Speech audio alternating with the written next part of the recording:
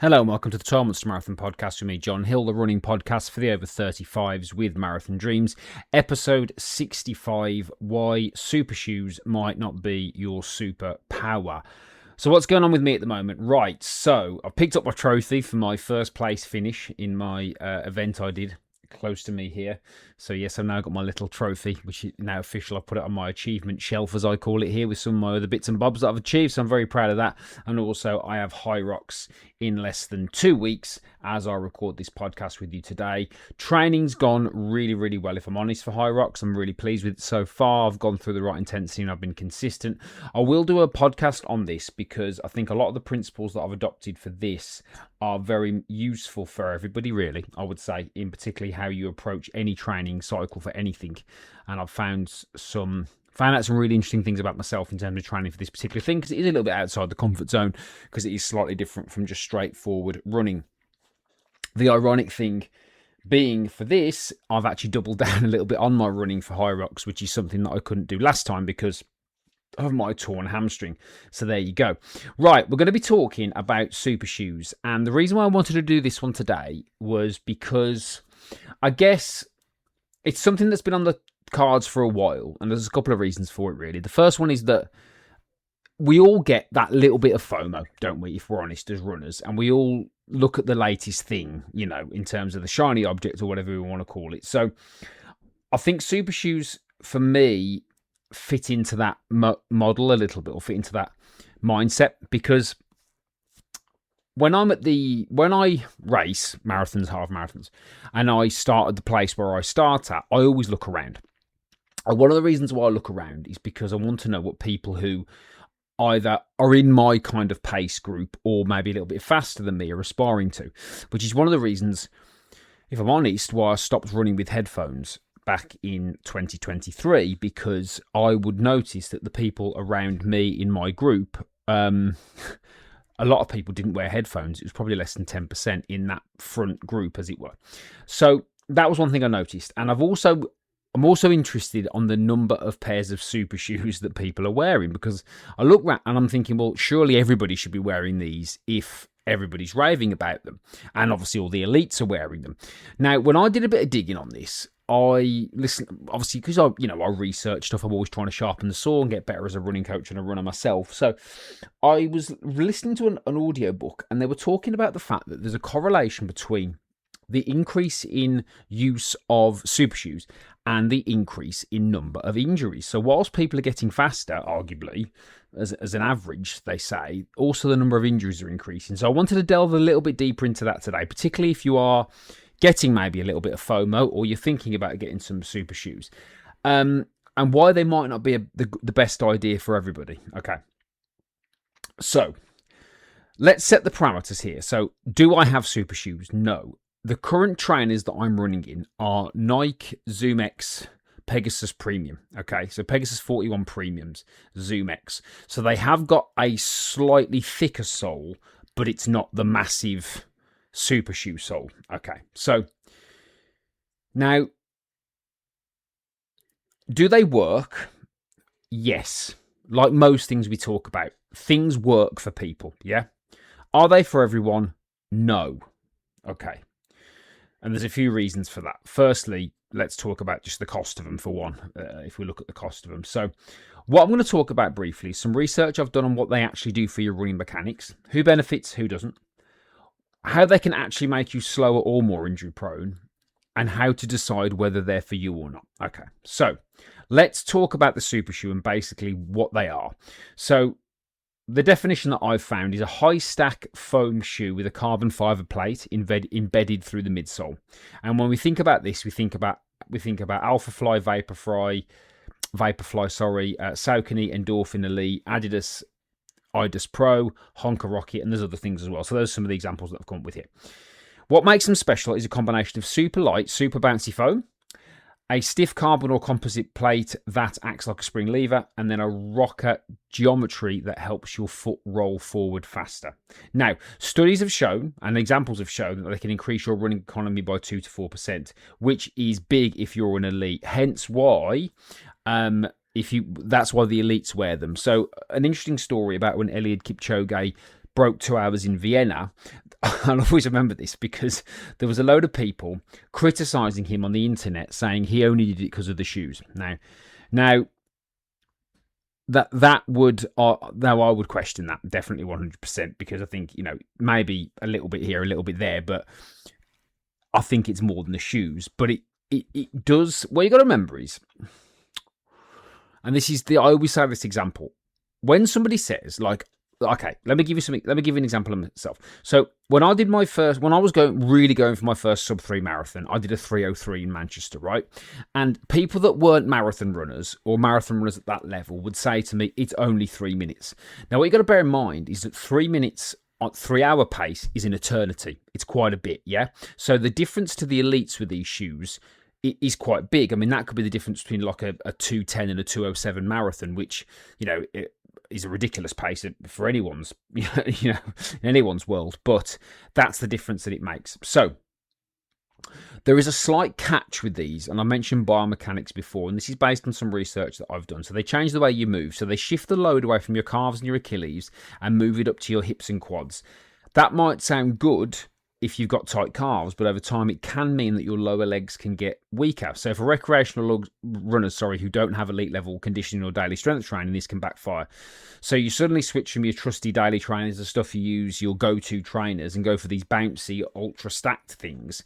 And then your stabilizing muscles can be like, what's going on here? So this can cause Achilles niggles, metatarsal stress, hamstring and glute overload, or the simply bizarre, I can't feel the ground disconnect.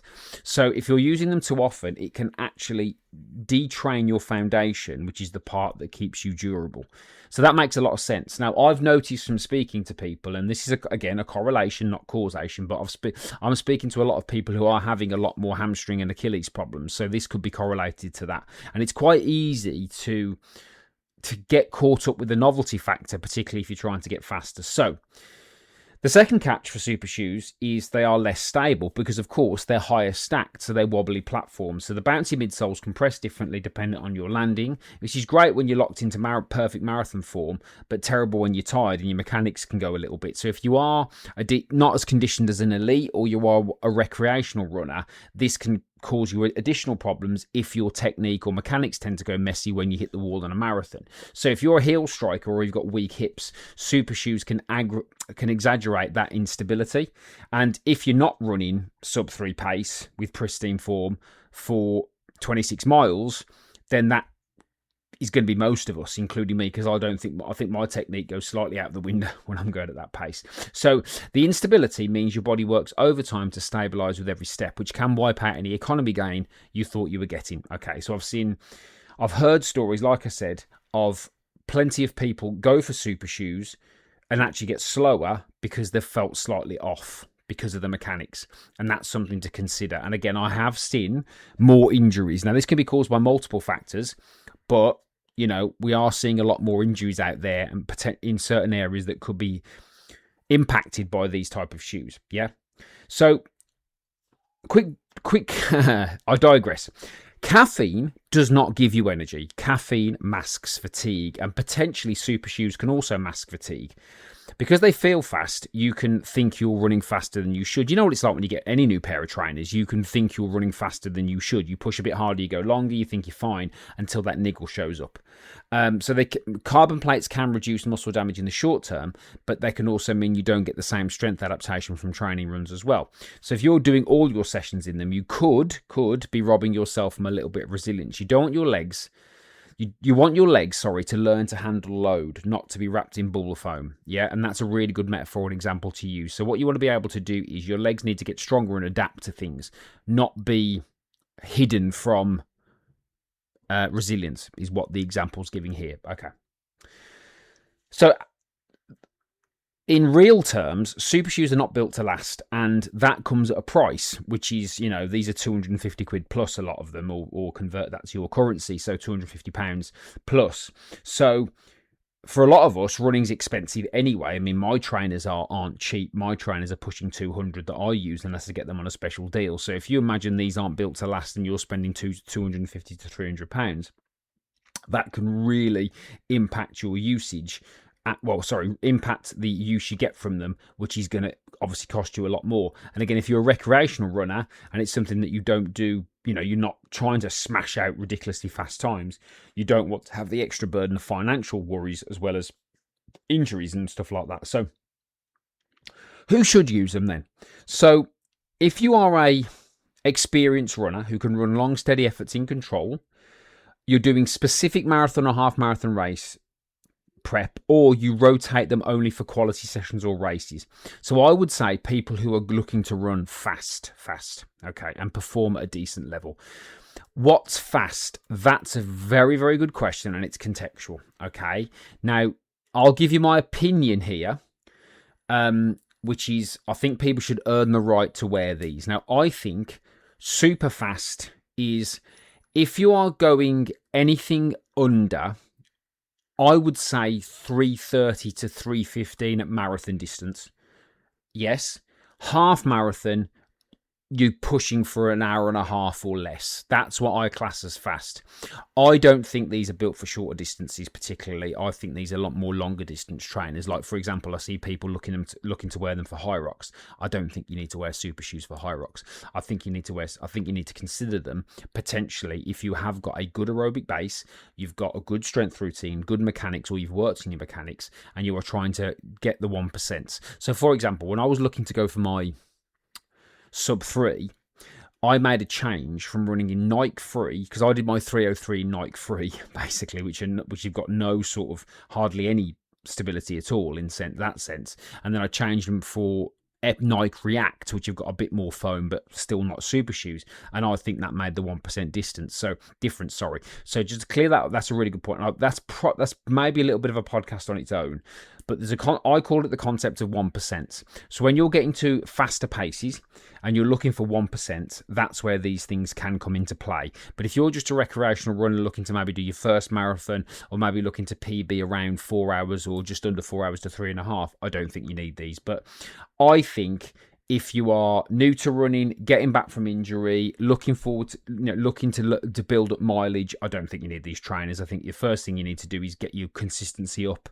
get your recovery up, get some strength going, get some good nutrition and sleep going, and those will give you bigger improvements than the 1% perhaps that these shoes would give you. Okay, so in terms of playing it smart and thinking about this, I would say if you're going to include them in a rotation, if you are how to play it smart, then potentially these are more race day shoes, if that makes sense, because you've done all your training, you're conditioned and things like that. So you want comfort and maybe a neutral or mid-support shoe that lets your calves and feet work properly, and then maybe an interim. So the ones I've got at the moment, I would say, are probably an interim level to the super shoe. And I've always run in Nike because I don't rotate my trainers. It's not something that I do. But again, if you do, then potentially this would be the say, well, I'm going to include them on race days only. But again, if you're at those faster paces, you're probably getting some sort of coaching already, or probably getting some sort of help.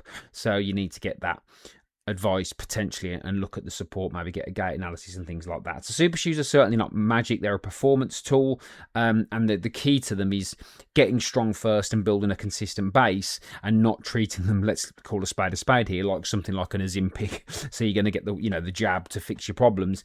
It's the same with these. They're not, the super shoes are not going to fix all your problems unless you've got an actual smart plan in place to do the basics brilliantly. And it's something that I always say here. You've got to do the basics brilliantly first before you consider going out and spending loads of money on super shoes. So for most of the people that I talk to who are first-time marathoners looking at PBs, in and around that sort of 3.5 to 5 hour, it's quite a wide span, but that level, I don't think these shoes are necessary at this point. I think they only come into play a little bit later. So hopefully that helps.